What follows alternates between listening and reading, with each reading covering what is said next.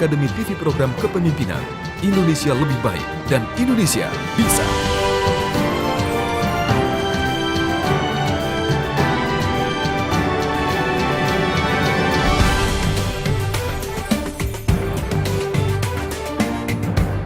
Ribuan peserta I Am Presiden dari seluruh Indonesia telah mengikuti audisi di 12 kota besar Indonesia yang diadakan di berbagai kampus negeri maupun swasta.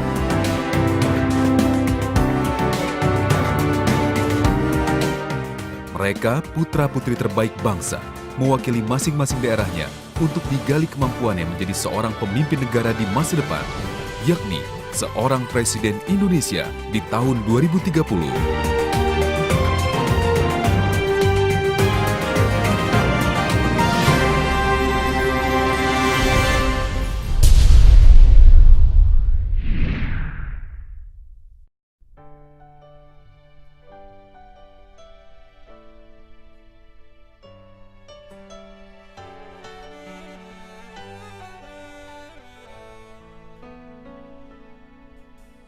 Hanya bilik bambu, tempat tinggal kita, tanpa hiasan, tanpa lukisan.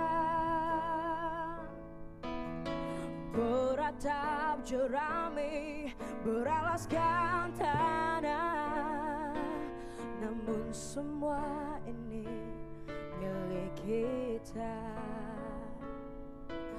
Memang semua ini punya kita sendiri.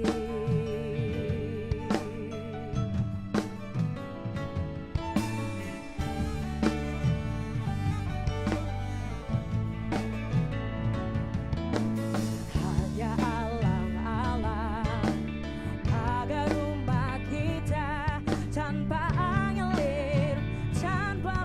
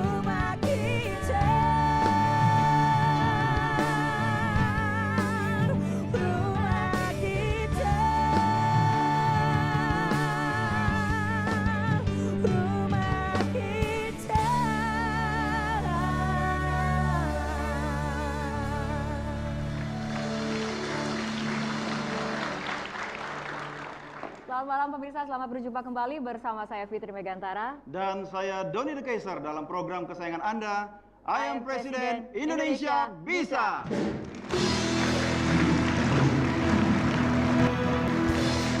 Ya, program ini merupakan ajang untuk pencarian bakat pemimpin-pemimpin muda yang dinamis dan juga berkualitas untuk visi Indonesia 2030 mendatang. Dan di babak kali ini menyisakan 7 finalis terbaik yang nantinya akan memaparkan visi, misi, dan juga program kerjanya. Bukan begitu, Doni? Iya, betul sekali, Rara. Dan hadirin dan pemirsa, program ini merupakan program yang pertama di dunia dan menghasilkan hadiah sebesar 1,7 miliar rupiah.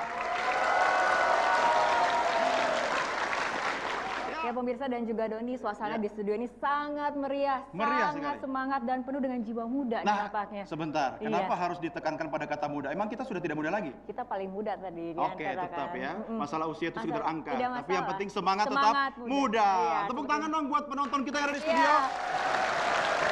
Kenapa Doni kita berbicara soal muda ini, ada apa nih? Karena supporter kita pada malam hari ini muda-muda semua semangatnya. Dari mana saja? Saya pengen tahu, Rara. Oke, di sebelah kiri saya ada dari SMA 1 Tarumajaya Bekasi.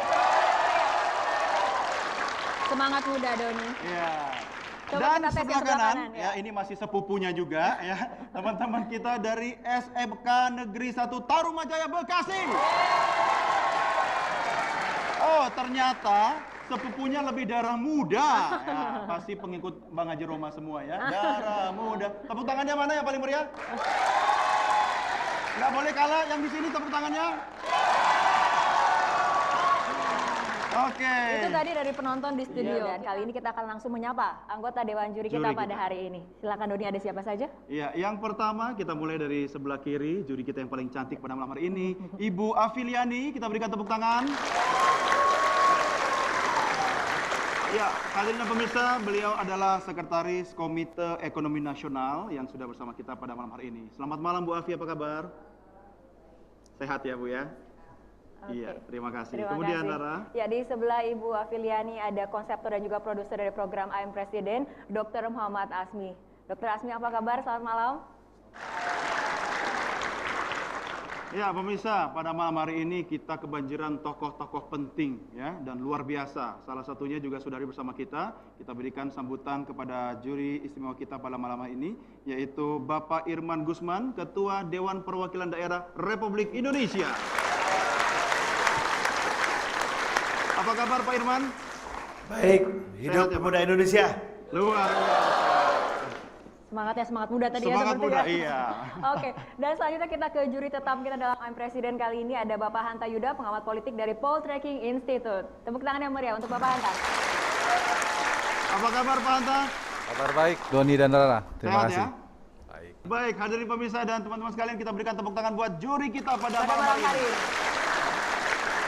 Ya, kita pengen lebih jauh ngobrol-ngobrol dulu sebelum kita menyimak visi misi dari Presiden masa depan bangsa Indonesia. Ya. Kita mau tahu dulu Rara dari juri kita apa yang ada dalam benak dan harapan mereka terhadap para kandidat kita, termasuk bangsa Indonesia. Oke. Mau dibawa kemana? Kita Nah. mulai dari Juri yang paling cantik dulu. Ibu Afi ya. Dari Ibu Afi Oke. terlebih dahulu. Bu Afi, ini untuk tahun 2030 mendatang sebetulnya dalam bidang ekonomi tantangan apa seharusnya yang paling harus utama dibenahi oleh bangsa ini? Kualitas sumber daya manusia. Karena Indonesia sekarang 50% masih SD ke bawah, sehingga itu menjadi problem kenapa negara kita sulit sekali untuk mengurangi kemiskinan. Yang kedua adalah, yang paling penting adalah bagaimana kemandirian pangan dan kemandirian energi itu harus menjadi kunci penting, karena ketika kita tidak mandiri pangan dan energi, ya seperti sekarang rupiah kita makin terpuruk ya.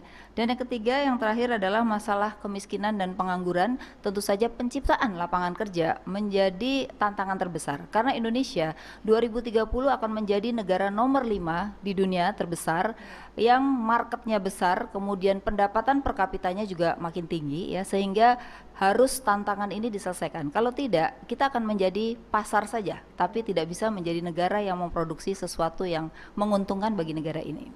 Baik, terima kasih Bu Afi. Luar Tepuk biasa. tangan ya untuk Bu Afi.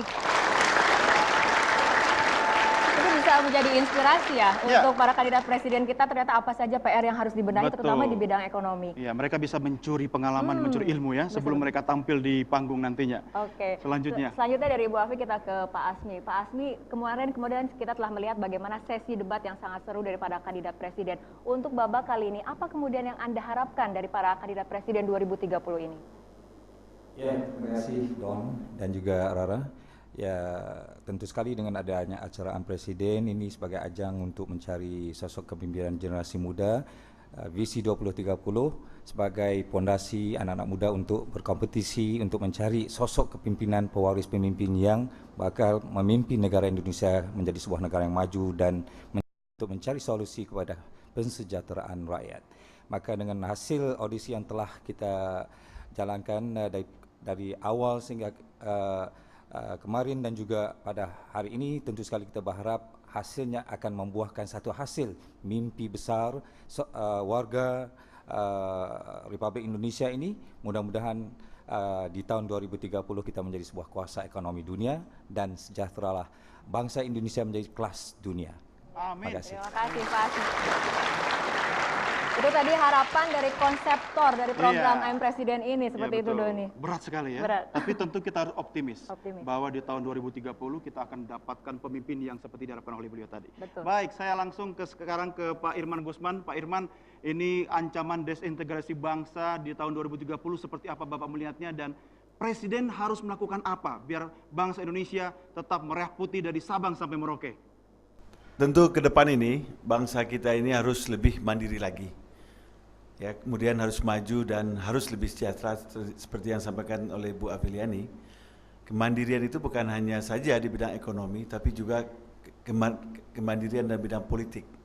Nah, kemandirian dalam politik itu artinya kita mampu menjaga bangsa dan negara sendiri, ya, kedaulatan kita dari segi pertahanan. Nah, untuk itu kita harus bisa memajukan rakyat Indonesia ini dalam bidang ekonomi seperti yang dijelaskan tadi. Kemiskinan itu harus kita kurangi. Kemudian juga pengangguran harus lebih dikurangkan, dan tentu pendidikanlah yang menjadi jawaban dari itu. Nah, dengan itu semua tentu sumbangan dari bangsa Indonesia untuk meningkatkan pertahanan, keamanan, dan ancaman dari luar maupun dari dalam bisa kita atasi. Iya, Pak Irman, terima kasih. Ya, saya ke Pak Hantayuda. Pak Hantayuda, tahun 2030 tentu bangsa Indonesia akan memiliki tantangan ancaman yang sangat kompleks dan berbeda dengan sekarang ini. Tapi satu hal, bahwa ancaman desintegrasi bangsa bisa juga benihnya muncul dari para pemimpinnya yang tidak memberikan keteladanan. Keteladanan seperti apa yang dibutuhkan oleh pemimpin bangsa Indonesia atau oleh rakyat Indonesia dari pemimpinnya di tahun 2030? Ya, pemimpin menjadi hal yang penting dalam konsep kita berdemokrasi, bernegara, karena dia menginspirasi, dia menggerakkan, dan seterusnya. Tetapi juga tadi saya menyambung apa yang disampaikan oleh Ibu Afiliani maupun Pak Azmi serta Pak Irman Gusman, pertumbuhan ekonomi kita ingin menunjukkan kepada bahwa demokrasi kita juga tumbuh.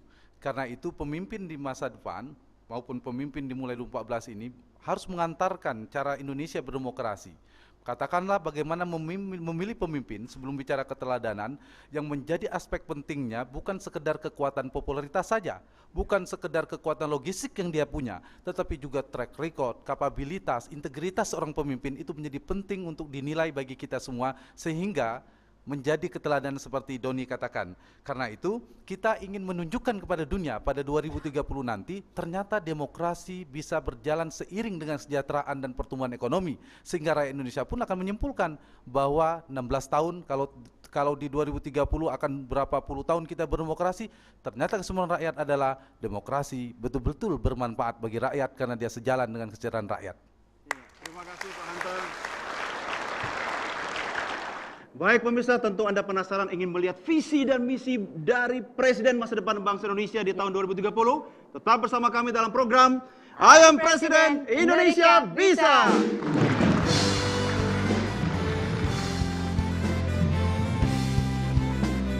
I am the president.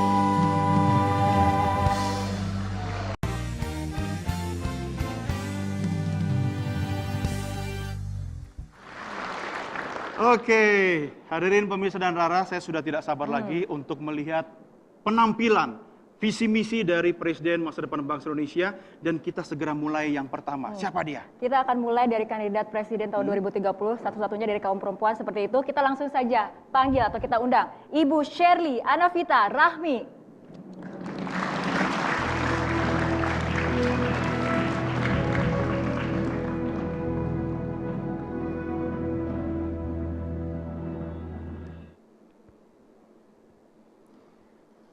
Assalamualaikum warahmatullahi wabarakatuh.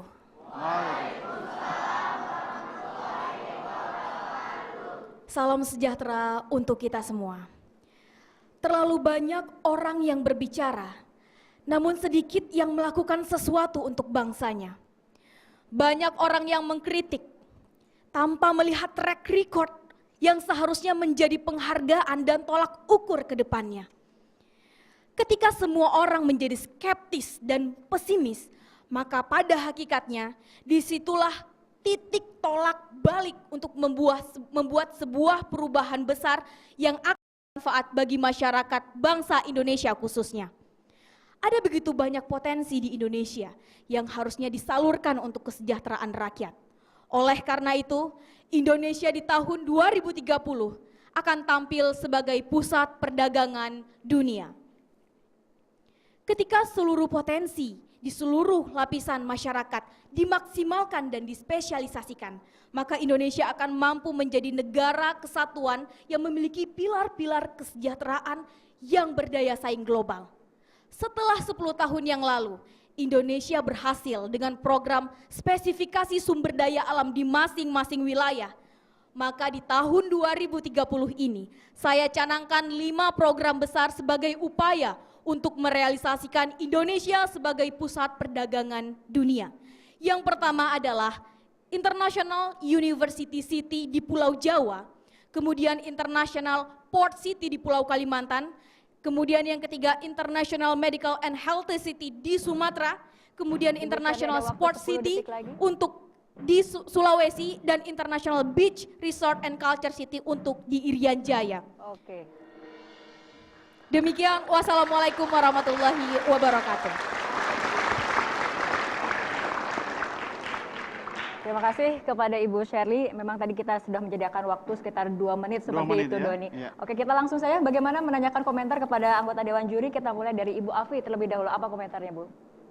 Komentarnya adalah secara global bagus ya, tetapi pada dasarnya kalau kita lihat program prioritas itu menjadi penting, sehingga kalau kita lihat kalau tidak ada program prioritas akan menjadi sulit bagi presiden siapapun untuk mencapai sasaran. Nah, saya belum melihat adanya sasaran yang terlibat dalam fokus atau prioritas dalam hal ini.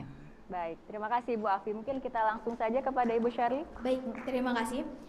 Saya sepakat bahwa sebuah sistem dalam sebuah negara harus memiliki fokus untuk mencapai apa yang diinginkannya. Maka Indonesia sebagai pusat perdagangan awalnya akan lebih menspesifikasikan setiap sumber daya alam di masing-masing pulau akan dieksplorasi supaya nanti kesejahteraan masyarakat akan terbangun.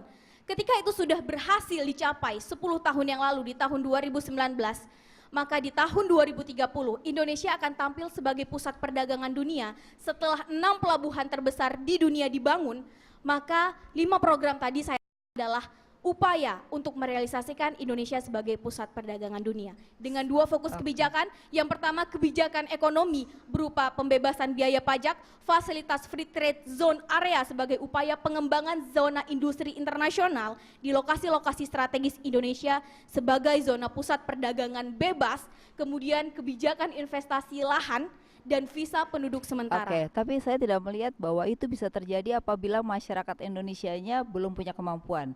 Apalagi kalau Anda bilang universitas. Lah, kalau dari SD-nya saja dia tidak punya kemampuan yang baik, bagaimana dia bisa masuk universitas? Saya tidak melihat bahwa pendidikan dasar itu menjadi yang utama, bagaimana membangun leadership, bagaimana membangun karakter, itu menjadi penting. Karena kalau Anda katakan tadi, itu yang banyak akhirnya orang asing lah yang melakukannya. Memang Indonesia sumber daya alamnya akhirnya hanya diciptakan oleh orang-orang asing, tetapi orang Indonesia hanya menjadi kuli di negara sendiri. Itu yang akan terjadi.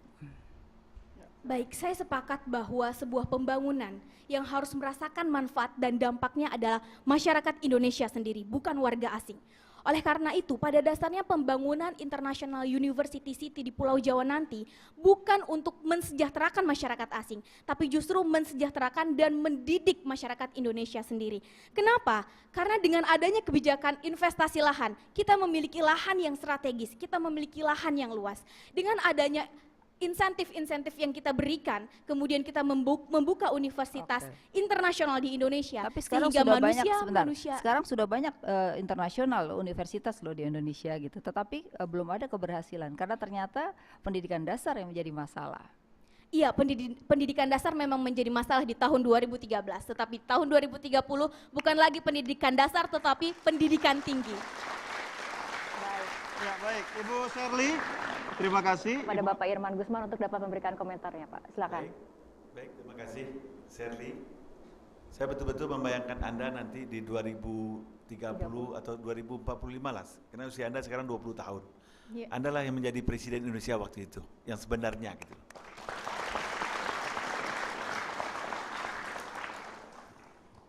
Saya bisa lihat ya sebagai seorang Ketua DPD RI, Anda punya bakat ya.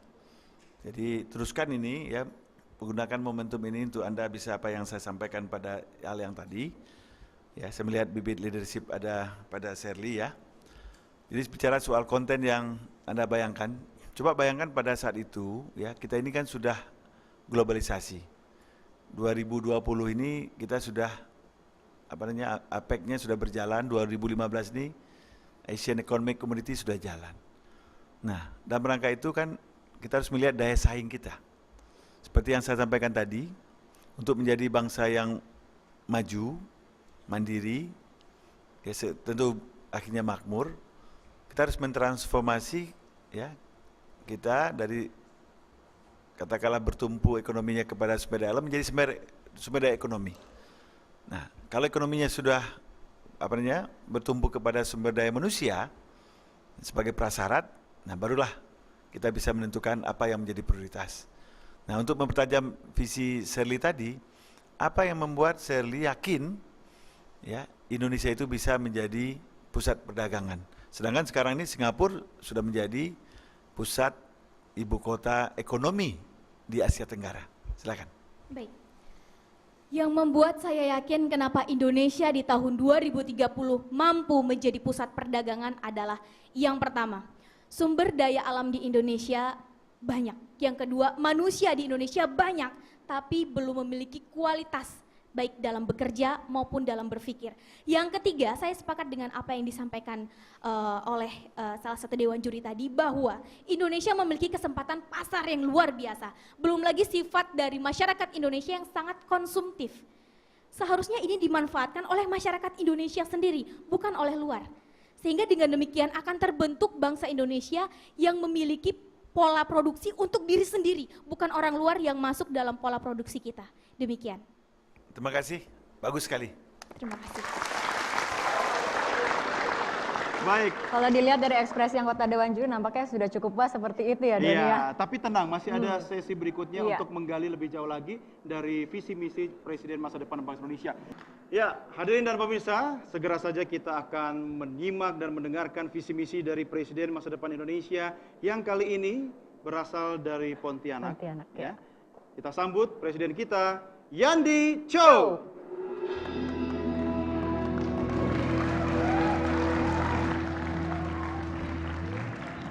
Ya, saudaraku bangsa Indonesia tercinta, selamat malam dan salam sejahtera.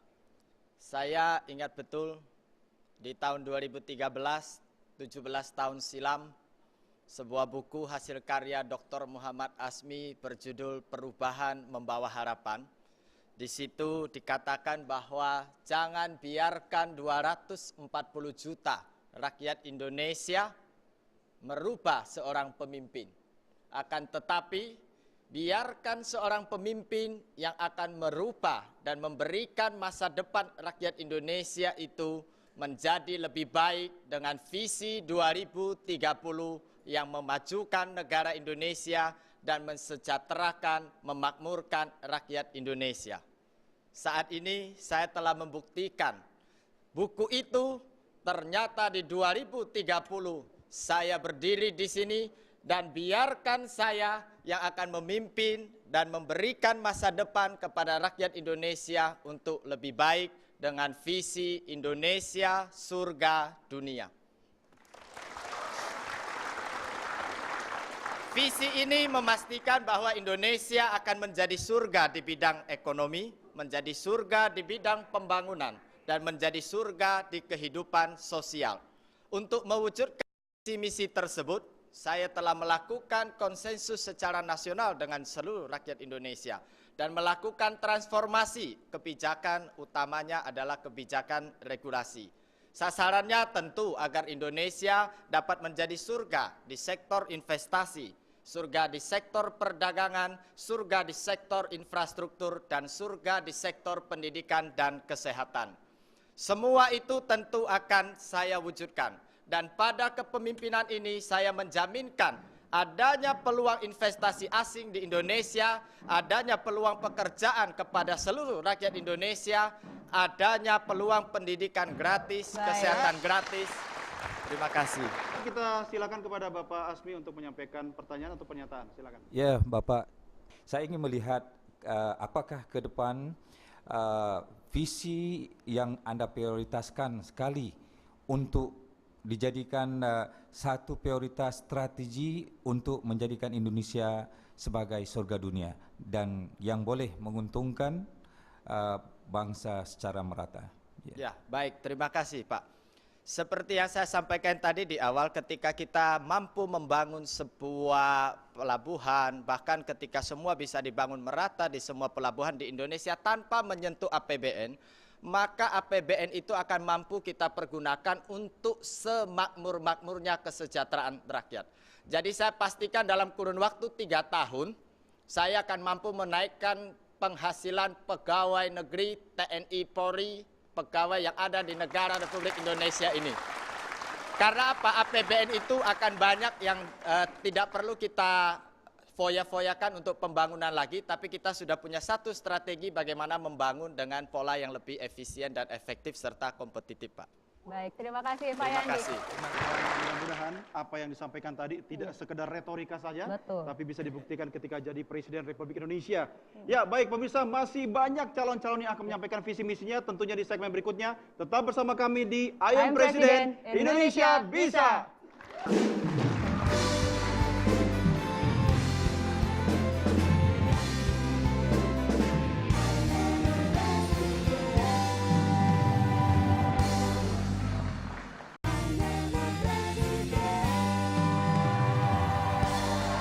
Ya, kembali bersama kami dalam I Am Presiden, Indonesia Bisa. Ya. Bagaimana Doni, masih semangat? Pasti masih Kita lihat semangat. semangat penonton di studio Oke. bagaimana? Masih semangat semuanya? Langsung saja kita akan saksikan kandidat yang satu ini berasal dari Kota Anging Mamiri, Makassar, Sulawesi Selatan. Kita sambut Presiden Bapak Saparudin.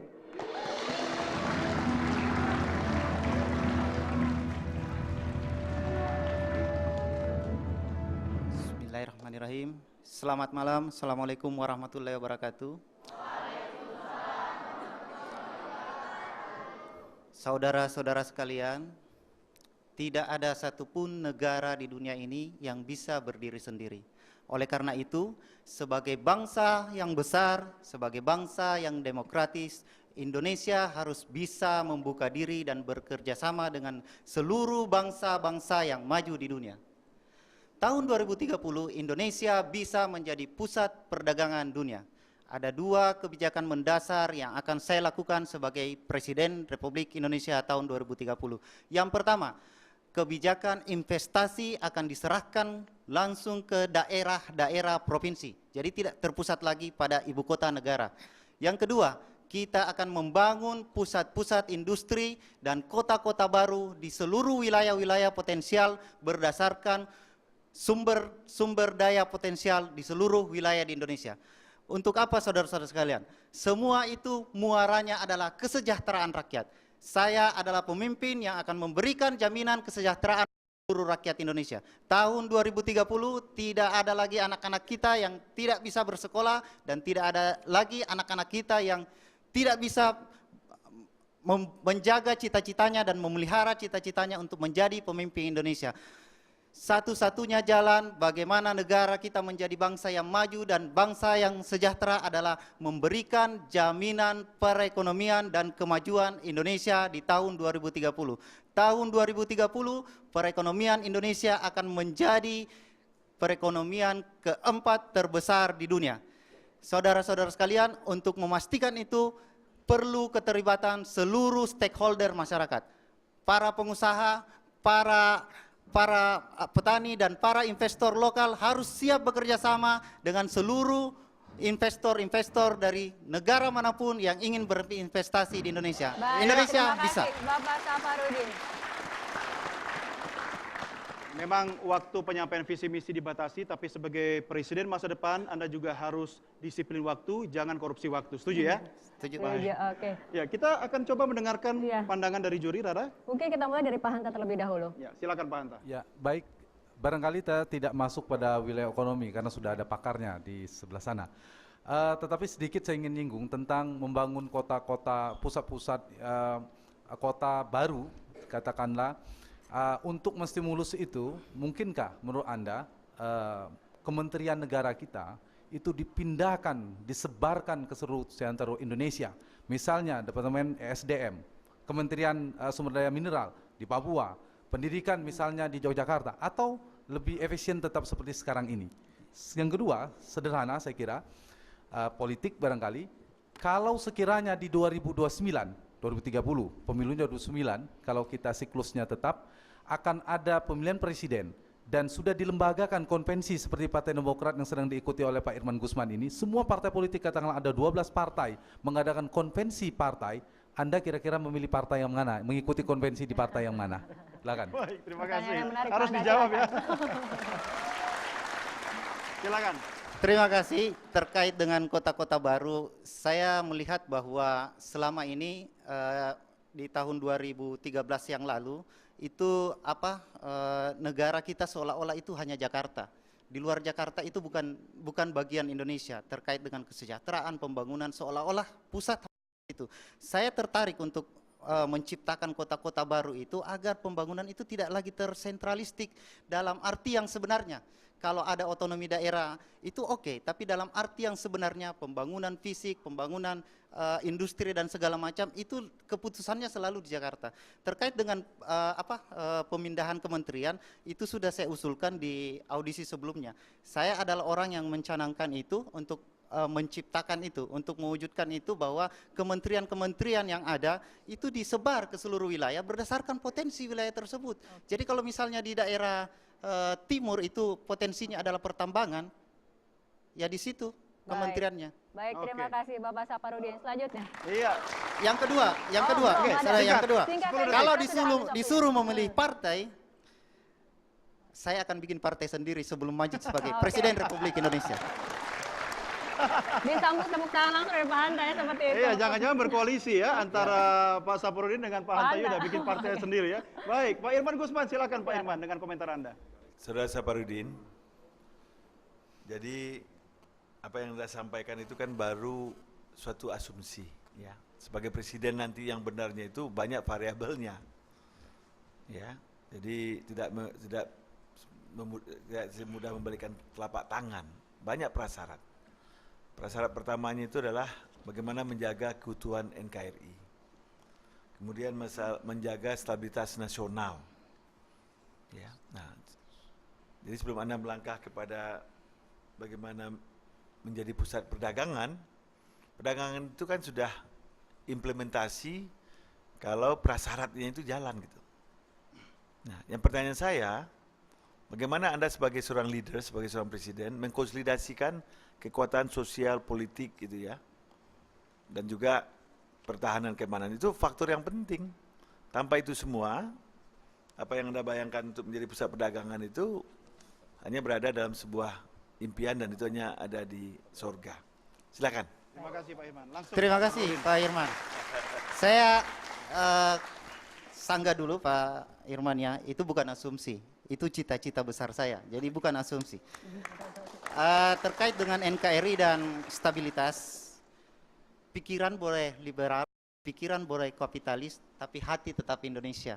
Itu terkait NKRI. Jadi saya berikan jaminan bahwa Indonesia di tahun 2030 ada di hati saya. Itu jaminan saya. Itu jaminan ya? Iya. Tapi, oke. Kalau calon Presiden Saparudin menjamin itu tadi, tapi saya perlu bertanya juga. Lalu, apakah tahun 2030 Anda masih ada di Indonesia atau mungkin sudah di negara lain? Karena saya Presiden 2030, pasti saya ada di Indonesia. Yakin? Yakin. Oke. Baik, kita ke juri berikutnya. Silakan kepada Dr. Asmi untuk memberikan komentar ataupun pertanyaan. Ya, saya kira saya telah banyak mendengar visinya Pak Presiden Saparudin dari awal audisi. Baru sekarang saya dengar satu konsistensi visi dan ketegasan Anda sebagai seorang presiden. Maka saya jempol kepada Anda. Saya sudah mencatat dan juga saya hanya menilai. Terima kasih. Baik, terima kasih Pak. Pak Asmi tidak memberikan pertanyaan ya, langsung berikan. Ini sebuah dukungan moral ya. Iya. Ya, terima kasih Bapak Saparudin. Bisa Silakan kembali ke tempat. Ya. itu tadi Banyak Bapak ya Sapan, pendukungnya iya. ya. Karena nampaknya berhasil memukau para Iya. penonton dan juga anggota Dewan Juri seperti itu. Yang paling penting adalah nanti bagaimana Presiden ini memukau rakyatnya agar mendapat dukungan dari rakyatnya sehingga program-program yang tadi dikampanyekan bisa dijalankan dengan baik. Nah, Oke, Rara. Tadi dari Bapak Saparudin dari Makassar seperti itu, kita akan melihat bagaimana kandidat presiden berikutnya, Doni. Kita panggil Dari mana? saja langsung dari Pati, Jawa Oh, Tengah. saking Pati Jawa Tengah ya? Iya. Siapa dia? Bapak Saiful. Bapak Saiful.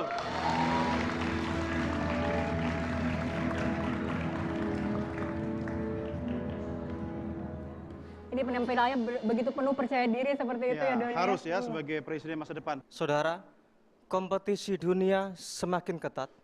Untuk itu dibutuhkan terobosan yang berani dan akurat untuk membawa perekonomian kita bertransformasi menjadi 5 kekuatan ekonomi dunia. Untuk itu, 3 pelabuhan yang berkelas internasional akan saya bangun sekaligus di 3 titik strategis sebagai salah satu master plan percepatan pembangunan kita. Dengan itu, kos mobilitas logistik menjadi murah, akses ke dunia luar menjadi mudah, yang pada akhirnya akan membawa Indonesia menjadi salah satu pusat mobilitas perdagangan dunia. Saudara, industrialisasi yang sekarang menjadi tren dunia akan saya hadapi dengan membangun zona-zona industri baru yang tersebar di seluruh provinsi di tanah air.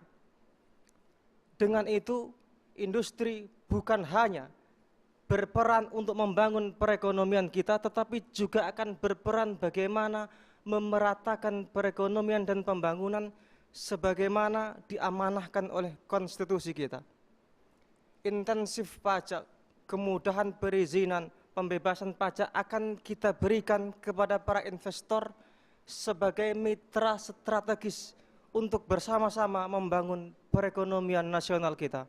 Saudara, dengan kesungguhan dan semangat untuk berbenah bersama-sama, yakinlah tidak ada yang tidak bisa kita hadapi.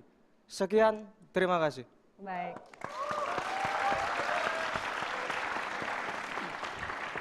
Terima kasih kepada Bapak Syaiful. Kita akan langsung meminta komentar dari anggota Dewan Juri. Kita mulai dari Bu Afi. Saya melihat begini, suatu negara emerging seperti Indonesia, pada akhirnya harus pilihan, apakah dia akan menjadi negara yang high income atau dia masuk pada middle income trap. Ya, middle income trap itu artinya udah penghasilannya tinggi tiba-tiba jatuh begitu. Nah, untuk menghasilkan supaya kita tidak masuk pada middle income trap gitu ya, salah satunya adalah menciptakan sumber tenaga manusia yang bagus. Nah, menurut Anda, ini jawab pendek dulu aja, perlu banyak tenaga yang sarjana atau yang skill labor? Perlu banyak sarjananya atau skill labor? Langsung. Tanya dulu, jawab dulu itu. Skill saja. Sarjana itu hanya untuk menghasilkan orang yang berskill. Oke. Intinya adalah skill. Skill ya, oke. Sekarang kalau dengan skill berarti harus ada penciptaan kerja ya. Tapi kalau kita lihat, kita dengan China itu susah kalau bersaing terhadap mass production, artinya terhadap manufaktur. Berarti Indonesia nggak cocok itu dong. Jadi yang cocok buat Indonesia apa? Bukan tidak cocok, harus ada yang dibenahi. Kalau kita sekarang kalah itu bukan karena tidak cocok, itu isyarat dari Tuhan agar kita berbenah saja. Sistemnya kita benahi, orangnya kita benahi. Baik, Ya, terima baik. kasih Bapak Syaiful. Ya. Itu salah satu PR besar dari Presiden Saiful di 2030 untuk mencari titik temu antara pengusaha dengan buruh ya, agar jangan sampai setiap hari jalanan dipenuhi oleh demo-demo buruh saja. Iya. Kita berikan tepuk tangan yang paling meriah buat Pak Saiful. Baik. Kita ke Pak Hanta, silakan. Saiful, saya kira banyak pemikiran yang menarik. Dan saya kira tadi ada PR dari Bung Doni soal titik temu antar pengusaha dan buruh dan seterusnya. Anda punya PR 2030 harus mencari seorang ekonom, paling tidak sekaliber Ibu Afiliani yang harus Anda cari. Kalau Ibu Afiliani jatahnya Pak Irman, kalau beliau jadi capres cawapres barangkali tim ekonomi akan masuk kabinet. Maksud saya Anda harus cari nanti paling tidak ada orang-orang yang seperti ini yang akan membantu Anda. Presiden tidak mungkin bisa semuanya. Tidak dibutuhkan seorang menguasai semuanya, tetapi Anda seperti kemarin salah satu juri mengatakan bisa mengelola para pakar itu, para ahli itu untuk membantu Anda. Kita tadi sudah mendengar. Terima kasih Pak Syaiful. Silakan Ya. kembali ke Terima kasih. Ya. Iya, baik. Ya pemirsa dan juga Doni, tadi kita sudah melihat pemaparan visi misi dan sejauh ini sudah ada 3 kandidat presiden 2030. Apakah ini sudah selesai atau Oh bagaimana Doni? belum, kita masih punya ada 3 lagi ya. 3 lagi. Calon pemimpin bangsa Indonesia di tahun 2030. Dan karena itu jangan kemana-mana, tetap bersama kami dalam program I Am Presiden, Indonesia Bisa.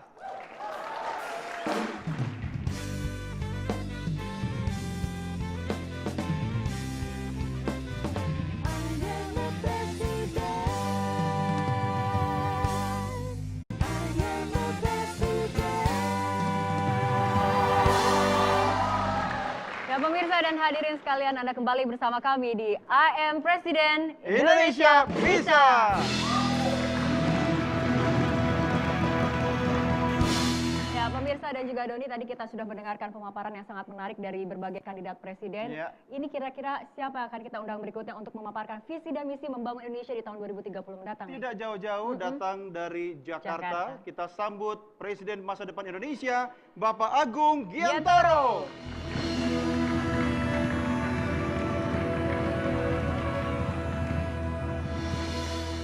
Ya, Pak Agung, kembali kami mengingatkan alokasi waktu yang Anda miliki untuk berpidato adalah 2 menit dan 2 menit itu akan kami mulai dari sekarang.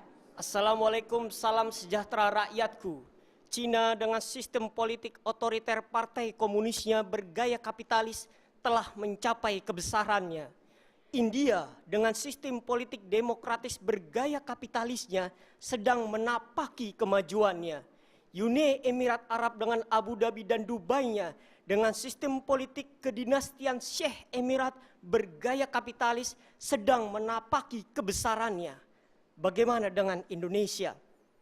Standard Chartered dan IMF dalam The 10 Largest Economy in the World by Digit memprediksi pada tahun 2030 Indonesia akan berada pada peringkat kelima ekonomi dunia dengan GDP sekitar 9,3 triliun US dollar. Bagaimana, seperti apa model ekonomi politik untuk mencapai hal itu? Pertama, kebijakan di bidang politik pemerintahan. Saya tetap akan membangun sistem politik demokratis Pancasila untuk melahirkan pemerintahan yang efektif berlandaskan sistem hukum yang adil dan tegas. Kedua, di bidang ekonomi dan bisnis, saya ingin mengadopsi sebuah model baru yang dulu pernah ada diskusi di fraksi utusan daerah MPR RI periode 99-2004 bersama Bapak Irman Gusman yang disebut sistem ekonomi pasar kebangsaan. Yaitu sebuah sistem ekonomi yang memanfaatkan sistem ekonomi pasar bebas di era globalisasi saat ini untuk kepentingan sebesar-besar kemakmuran rakyat. Dengan sebuah master plan transformasi ekonomi Indonesia yang merupakan kelanjutan tetapi sekaligus revitalisasi dari MP3I pemerintahan sebelum saya. Dengan 2 program unggulan utama. Yang pertama adalah pembentukan Special Economic Zone atau kawasan ekonomi khusus.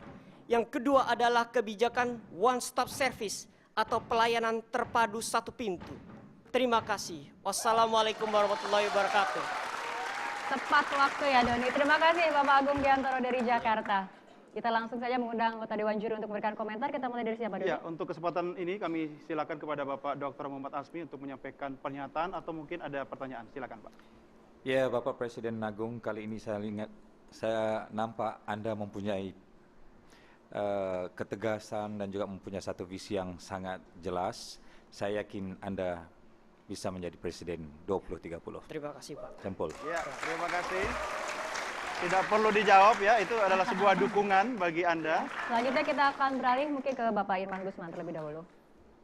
Saudara Agung, ya nampaknya Anda bisa cocok juga nih jadi Presiden 2030. Amin Pak. Ya. Jangan. Karena memang sebagai seorang presiden itu tahu track record, tahu latar belakang bagaimana bangsa ini bergerak dan maju. Seperti yang tadi Anda jelaskan, kita ini kan sekarang telah masuk ke era demokratisasi. Kita telah menjalankan 15 tahun. Ada kemajuan, tetapi untuk mencapai 2030 itu perlu percepatan. Ya, yang pertama menurut saya sistem demokrasi ini harus kita benahi. Ya, sebagai seorang presiden kan Anda tidak mungkin sendiri untuk melakukan pembangunan tersebut. Ya, kita lihat sekarang walaupun presiden telah dipilih langsung, tetapi tetap juga dalam kebijakannya itu masih sulit. Nah, bagaimana menurut Anda apakah amandemen Undang-Undang Dasar 45 yang sekarang kita miliki ini, yang membuat sistem presidensial kita ini belum efektif, apa perlu satu kali lagi supaya ada penyempurnaan terhadap sistem ketatanegaraan kita, sehingga betul-betul landasan sistem ketatanegaraan yang baik itu bisa mencapai apa yang Anda cita-citakan, supaya bangsa Indonesia ini bisa menjadi salah satu bangsa yang jaya di Indonesia. Silakan. Iya, ada dua hal Pak. Yang pertama adalah bagaimana memadukan antara sistem presidensil di Undang-Undang Dasar 45 dengan undang-undang turunannya itu MD3, agar sistem presidensil cocok dengan sistem multipartai, tapi kita kerucutkan menjadi sistem multipartai sederhana yang berkualitas. Yang kedua adalah amandemen tentu di Undang-Undang Dasar 45 mengenai bicameral system, yaitu antara DPR dan DPD. DPD harus memiliki kewenangan untuk eksekusi kebijakan atau undang-undang. Kalau DPD dibuat mandul atau impoten, maka antara DPR dan DPD itu tidak ada sebuah sinergisitas dalam produk legislasi undang-undang. Jadi saya kira dua hal itu, Pak. Baik, terima kasih Pak. Jadi Anda setuju amandemen ya? Setuju, sangat. Terima kasih kepada Bapak Agung Giantoro. Kita berikan tepuk tangan yang paling meriah kepada Presiden masa depan bangsa Indonesia. Dan Rara, kita akan mendengarkan kembali visi dan misi dari Presiden masa depan bangsa Indonesia yang berikutnya, yaitu Ya, kita kembali ke Kota Makassar nih, kandidat kembali presiden. ke Kota Ngimamiri ya. Betul, kita panggilkan langsung Bapak Mudrikan.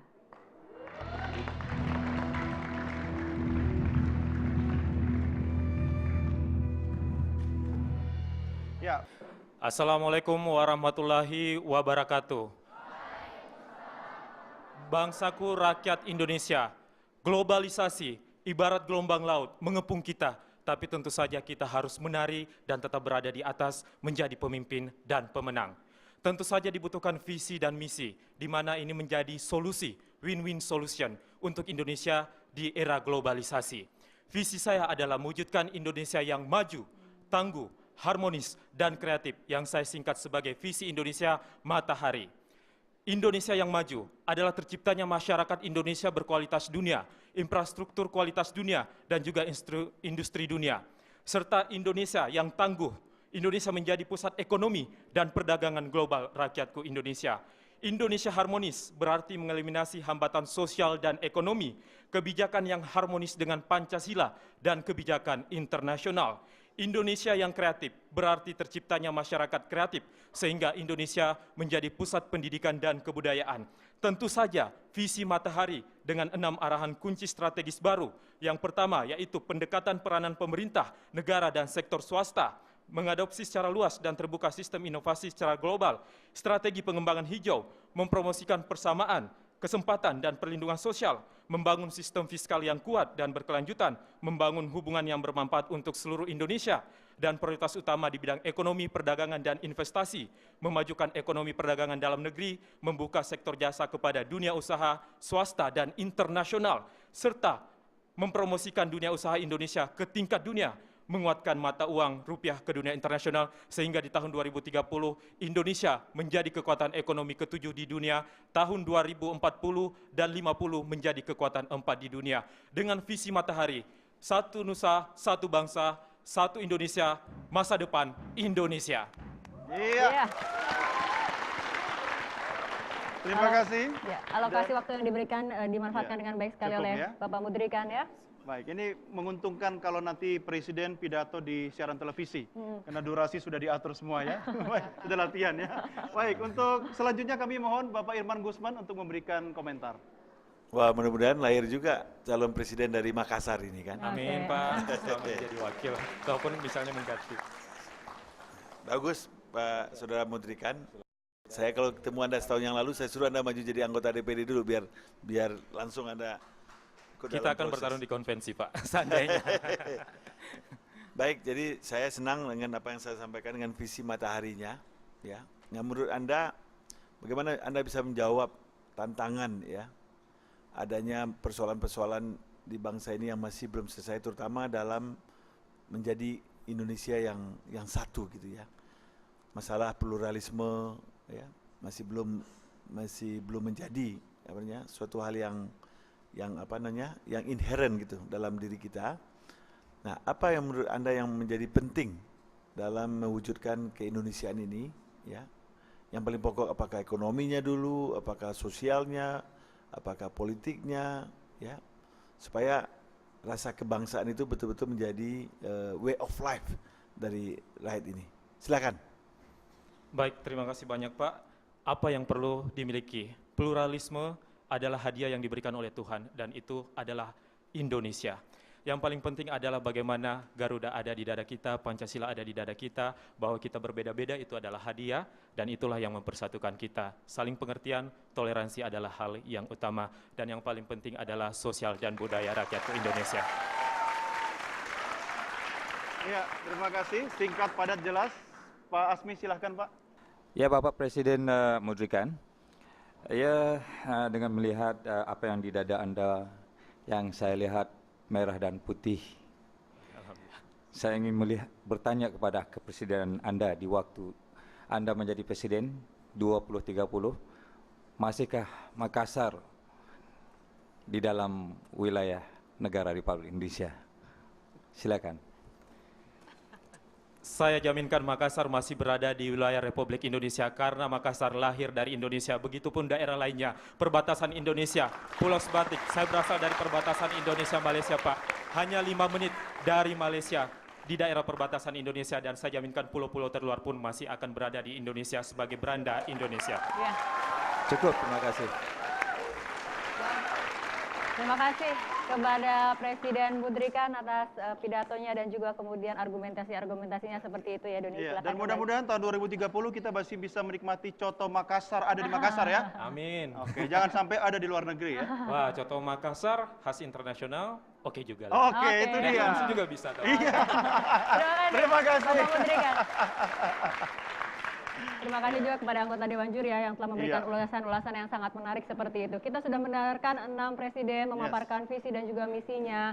Begitu menarik dan nampaknya penonton di studio juga semangat bagaimana kebudayaan Indonesia akan dibangun sedemikian maju seperti itu ya Doni. Masih ada satu lagi kan? Masih ada satu lagi kita. Bikin penasaran Bikin, nanti iya. segmen berikutnya aja ya. Oke, tetaplah bersama kami pemirsa dan hadirin sekalian di I Am Presiden Indonesia Bisa.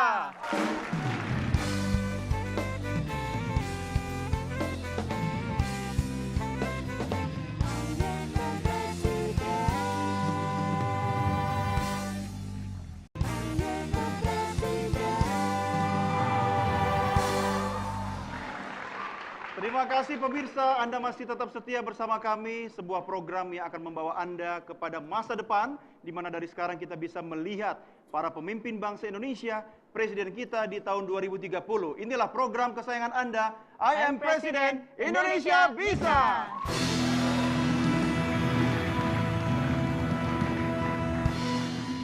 Ya, satu kandidat kita yang terakhir, Rara, ini datang tidak jauh dari ibu kota Jakarta, tapi dia tidak kehujanan walaupun berasal dari kota hujan Bogor. Iya. Kita berikan tepuk tangan buat Bapak Baban Sarbana.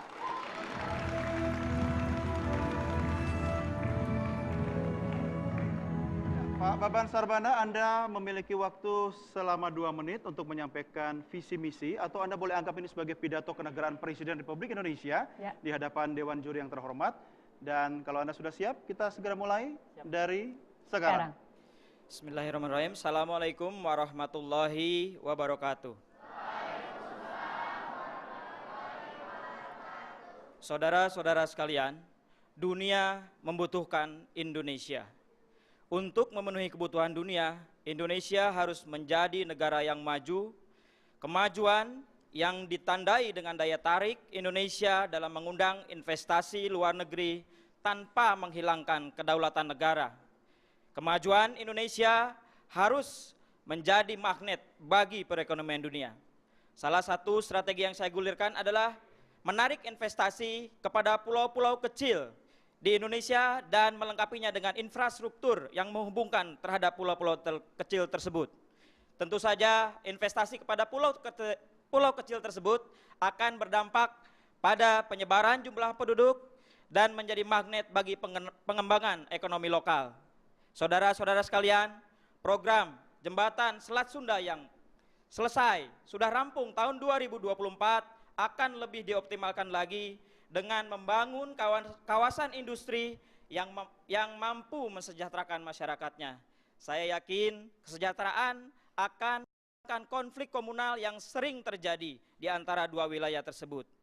Saudara sekalian, investasi terbesar untuk membangun kesejahteraan adalah investasi terhadap pembangunan sumber daya manusia. Kemajuan harus dirasakan secara merata oleh seluruh daerah dan seluruh lapisan masyarakat. Bonus demografi yang kita miliki tentu menjadi kekuatan utama dalam pembangunan kesejahteraan masyarakat. Indonesia bisa menjadi pusat filantropi dunia karena dunia bisa dibangun dengan membangun Indonesia.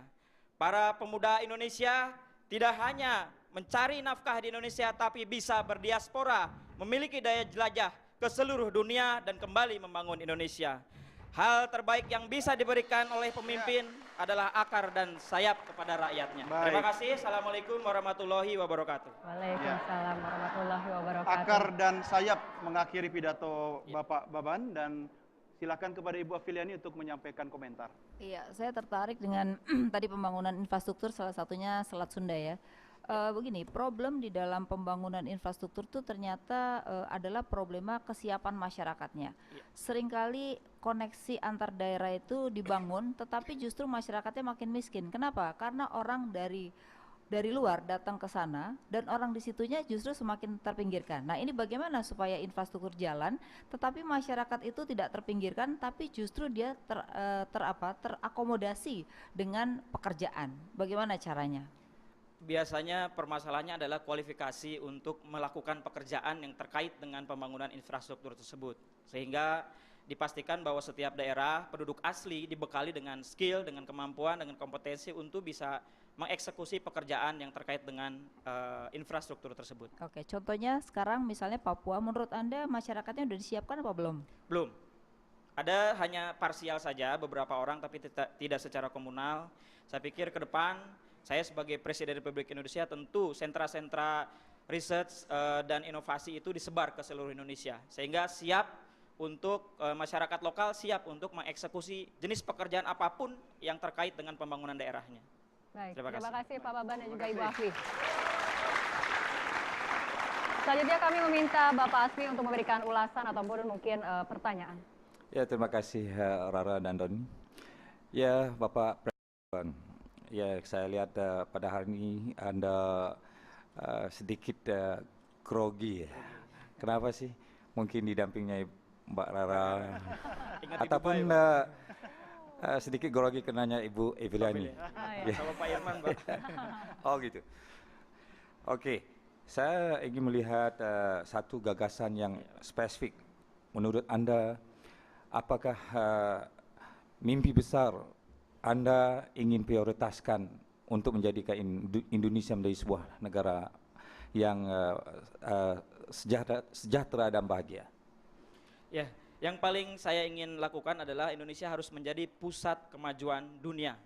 Itu yang ingin saya inginkan. Dan tadi saya akhiri dengan pidato akar dan sayap. Saya ingin anak-anak muda di sini daya jelajahnya bukan lagi Jakarta, bukan lagi Bogor, tapi sudah ASEAN dan seluruh dunia. Kita di sini punya 45 negara yang sudah memiliki diasporians ya, perantau-perantau Indonesia yang studi di 45 negara. Saya pikir adik-adik di sini punya kesempatan, punya akses untuk daya jelajahnya itu bukan lagi kotanya, bukan lagi negaranya, tapi sudah seluruh dunia. Dan amin.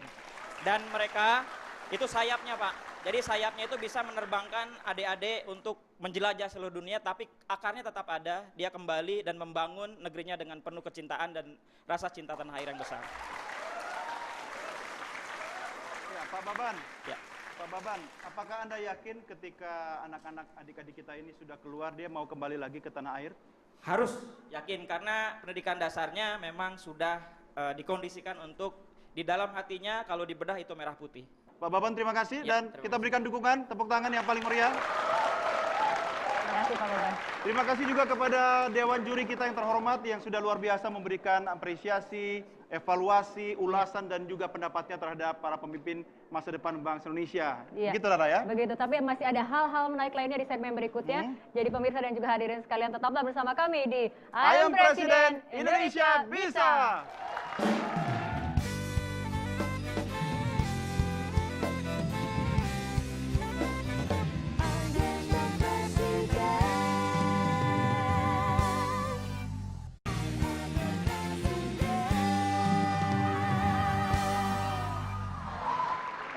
Pemirsa dan juga hadirin sekalian, Anda kembali bersama kami di I Am Presiden. Indonesia bisa.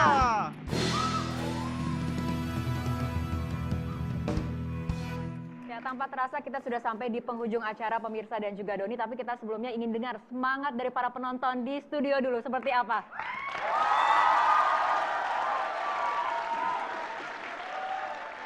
Masing-masing supporter sudah punya jagonya, tapi yang jelas siapapun pemenang atau jago yang menang dalam program ini, mereka adalah pemimpin masa depan bangsa Indonesia. Kita berikan tepuk tangan bagi para pemimpin-pemimpin bangsa di masa yang akan datang.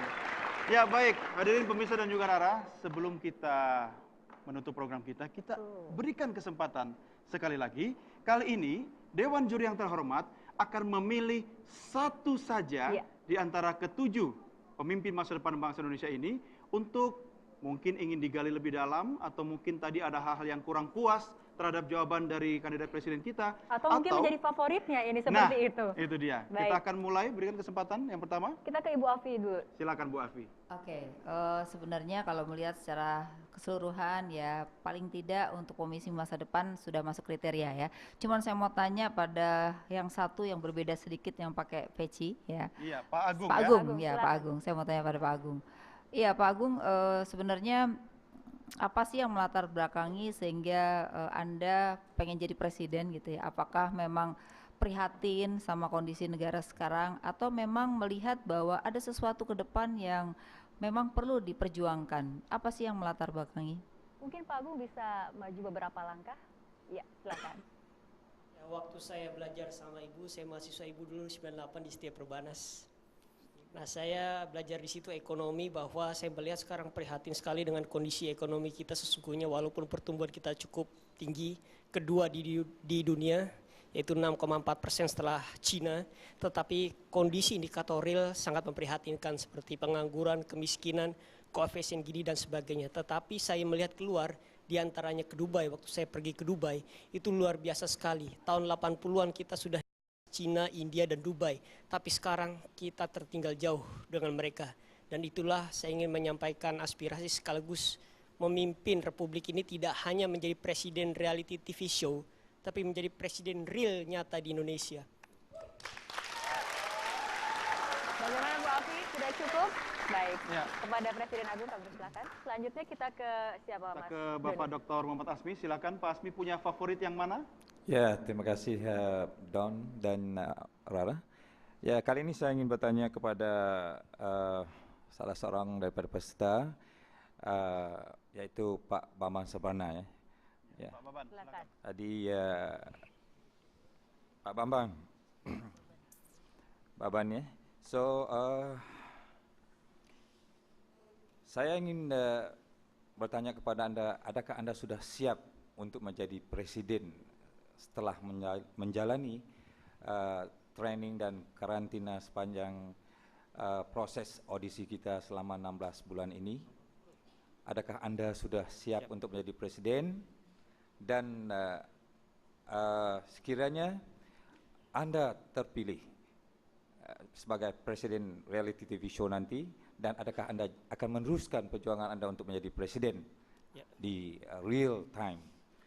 Dan itu pertama. Kedua, pertanyaan kedua, bagaimana sekiranya dengan visi dan misi Anda yang ada pada hari ini, sekiranya Anda tidak terpilih menjadi presiden maupun reality show kali ini, adakah Anda akan meneruskan mimpi dan visi Anda di luar reality time nanti? Terima kasih. Terima kasih.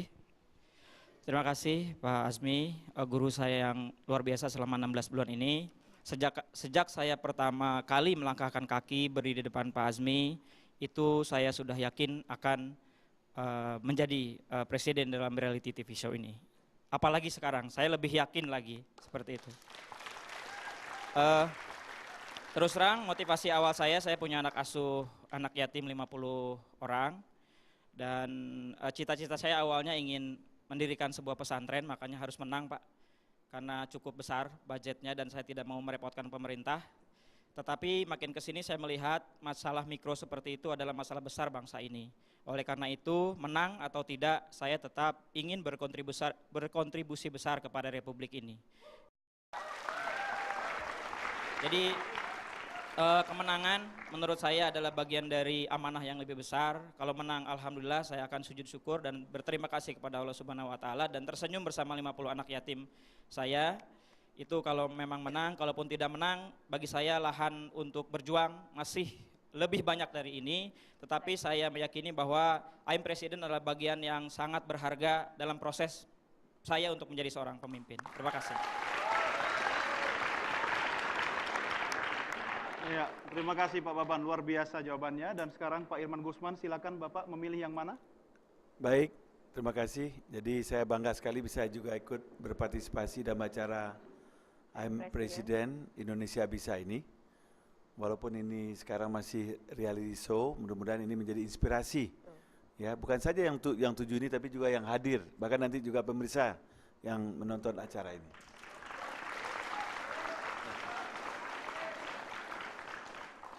Karena di zaman saya 20 tahun yang lalu ya, ini nggak ada yang terjadi ya. Jadi ini suatu kemajuan.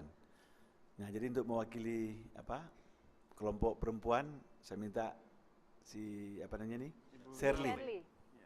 Ya. Saya sayangnya di persaingan saya di konvensi yang realnya itu nggak ada perempuan gitu ya. Jadi harusnya Bu Afiliani diundang, tapi diundangnya menjadi komite harusnya juga salah satu peserta. Tapi nggak apa-apa buat Shirley. Ya, saya ingin menyanyikan seperti yang tadi Shirley katakan, menarik sekali ya. Anda yakin bangsa ini akan menjadi bangsa besar? Yang ukuran besarnya tentu secara materinya tentu kesejahteraan yang kelihatan. Tapi tentu harus punya strategi, ya. Nah, strategi untuk mencapai kesejahteraan ekonomi itu atau kemandirian dalam bidang ekonomi itu harus ada kebudayaan yang melatar belakangi.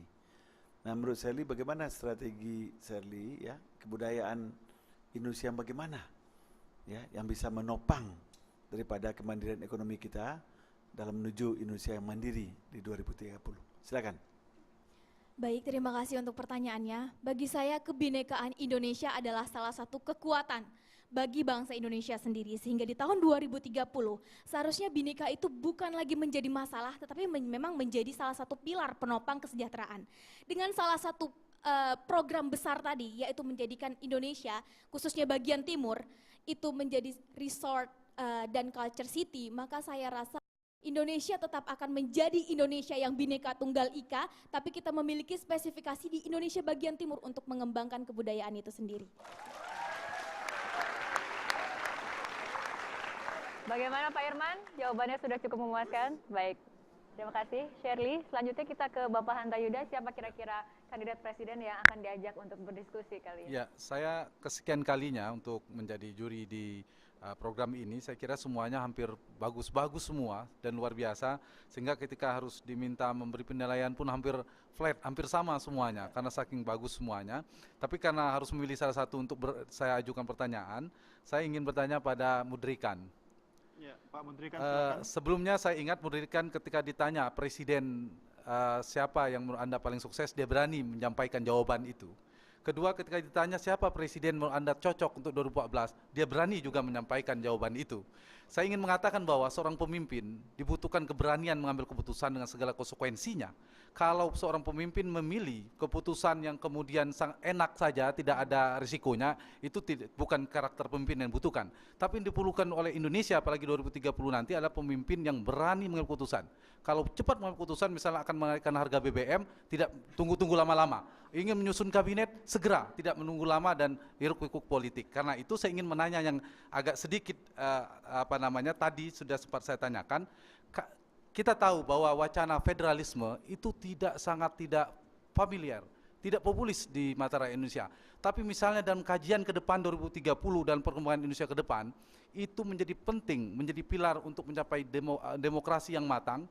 Misalnya, bukan ini pilihan, di kasus katakanlah, kemudian ini bisa mensejahterakan rakyat Indonesia, apakah Anda berani mengambil keputusan itu? Yang kedua, sederhana, ada kemungkinan tidak Mudrikan maju dalam konstelasi politik dalam waktu dekat ini, misalnya bukan belajar, langsung menjadi wali kota Makassar, lalu gubernur Sulawesi Selatan, kalau kelihatan track recordnya, baru menjadi presiden Republik Indonesia di 2030. Amin ya rabbal alamin. Terima kasih banyak Pak Hantayuda. Bisa saya jawab pertanyaan yang kedua terlebih dahulu, Pak?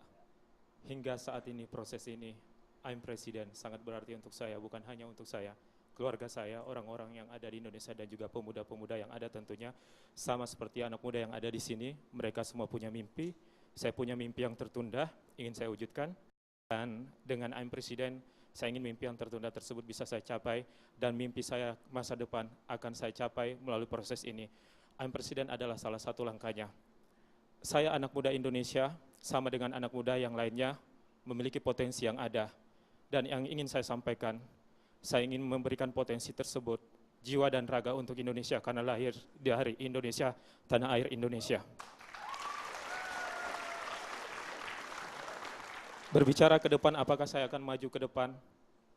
Kita lihat saja seperti apa prosesnya. Tapi yang satu paling penting buat saya adalah ketegasan dan menjaga diri saya agar tidak ternodai, menjaga track record saya dan tidak membuat kesalahan hingga menjadi Presiden Indonesia 2030. Berbicara tentang federal, saya memilih ketika itu mensejahterakan rakyat Indonesia atau seperti apapun bentuknya, itu adalah mekanisme yang ditempuh. Dan saya lihat bahwa kesiapan dari instrumen-instrumen negara lah yang perlu dipersiapkan ketika ingin merubah sebuah sistem. Dan saya setuju ketika itu untuk kebaikan dan kemaslahatan untuk Indonesia. Terima kasih. Ya, terima kasih Pak Mundrikan, silakan kembali. Ya, demikian tadi pertanyaan khusus bagi para kandidat presiden kita yang dipilih langsung oleh Dewan Juri yang terhormat. Ada 3 orang yang tidak dipilih, jangan khawatir, karena setelah ini bisa dipilih oleh Rara untuk ditanya-tanya di luar acara kita ya. Tapi kita berikan tepuk tangan yang paling meriah kepada pemimpin bangsa kita yang sudah berada di tengah-tengah kita saat ini.